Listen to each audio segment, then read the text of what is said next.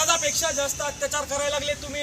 अरे आमच्या लेकरांना शिकू द्यायचं तर आमच्या लेकराच्या भविष्याचे 4-4 शिक्षक BLO म्हणून निवडणुकीच्या कामाला लावले तुम्ही। अरे खड्ड्यात घाला ती निवडणूक, खड्ड्यात गेले ते मंत्री संत्री आमदार खासदार साले हरामखोर। आमच्या पोरांच्या शिक्षणाचा खर्च तुम्हाला निवडून येण्यासाठी करताय।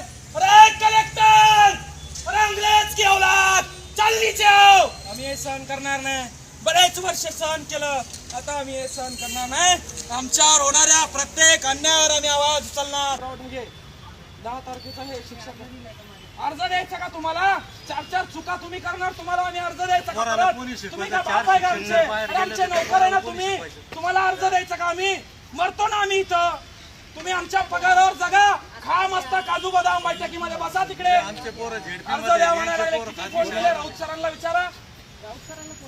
कोण आहे राऊत सर? राऊत सर चिल्लर माणूस आहे का? तुमचं नाव सांगायला लागले ते मॅडमनी। नोटीस कोणाची आहे? नोटीस कोणाची आहे? तुमचं नाही आहे का नोटीस? मतदान नोंदणी अधिकारी साहेब, मग कोणाची आहे? तुमचा अधिकार नाही आहे का इलेक्शन प्रायोरिटी? मग बोलवा कलेक्टरला बाली। हे कोण आहे? हे कोण आहे? हे कोण आहे? तहसीलदार तथा सहाय्यक मतदार आहे ना?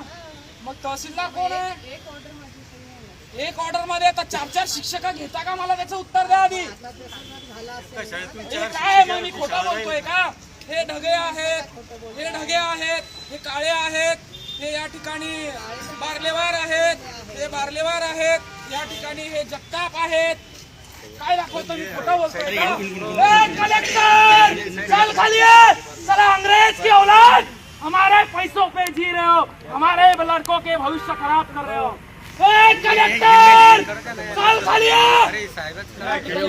अन्याय झालाय, जर का आमचा अन्याय या ठिकाणी सॉल्व करण्यात आला नाही, तिथं अंगावर तेल घेऊन आम्ही जाळणार आहे। आणि ही बाई मॅडम तहसीलदार मॅडम त्याला जबाबदार आहे। 4-4 एका शाळेवरचे मला सांगा तुम्ही।